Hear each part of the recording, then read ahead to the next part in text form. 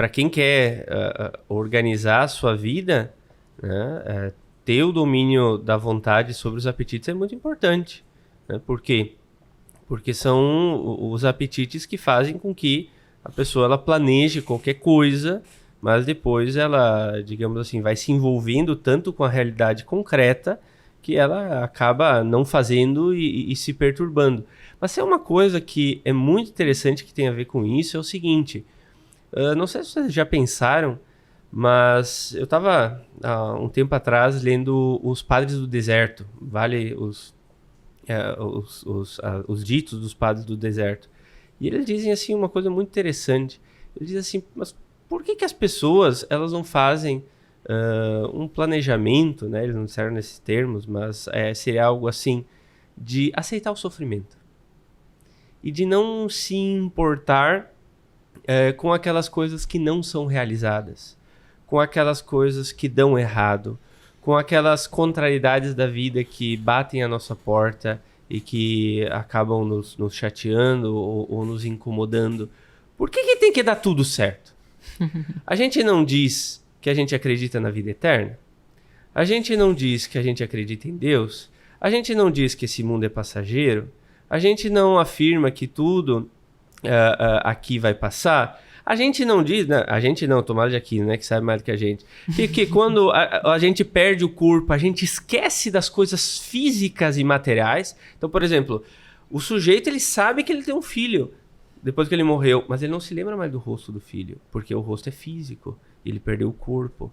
Então, até disso, que é uma coisa assim que é tão importante, né? Eu fico pensando, sei lá, lembrar o rosto da minha mãe, do meu pai, dos meus irmãos, dos meus sobrinhos, das pessoas que eu amo.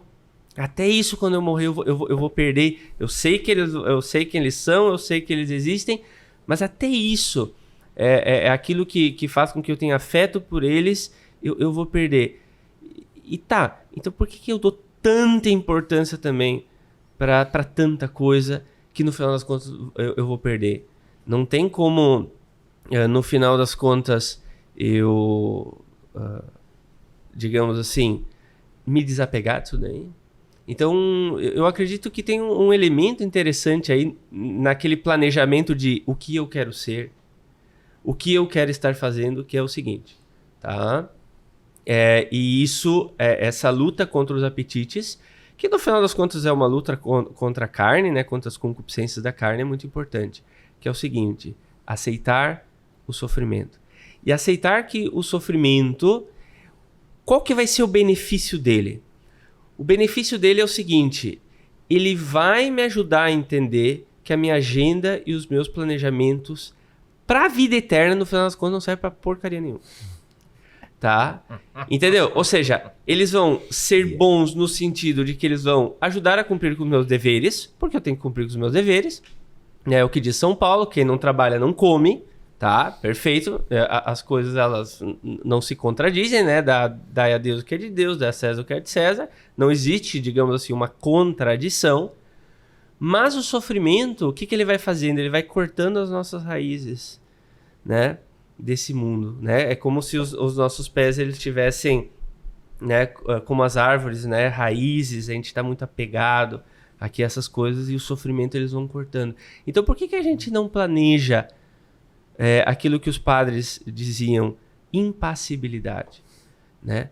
Sossega pelo sofrimento, né? Aprende com o sofrimento, aceita o sofrimento, vê que o sofrimento ele é bom. Sei lá, quando a gente está cansado, quando a gente está estressado, quando a gente está com problema, e a gente tem que dizer, nossa, isso é a minha libertação, né? A minha libertação não é a minha organização, a minha libertação é o meu sofrimento. Por quê? Porque a minha organização, por melhor que ela seja para o que eu posso cumprir os meus deveres, e tá certo, tá? Elas, quando eu tomo elas como um bem, elas me prendem nesse mundo.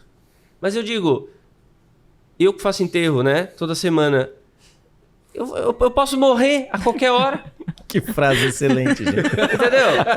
A gente pode eleger como a melhor frase do podcast até agora. Eu posso morrer a qualquer hora. Então, por que eu vou me prender? O sofrimento, ele me ajuda, não é verdade? Então, talvez, vamos dizer assim, tá, quando tá ruim, quando tá difícil, diz, aí tá a minha libertação pro céu. Aí tá a minha libertação para Deus. Aí, o sofrimento, ele tá me purificando para quê? Para que eu entenda que o resumo de tudo é, bem, eu tô amando as pessoas ou não tô amando?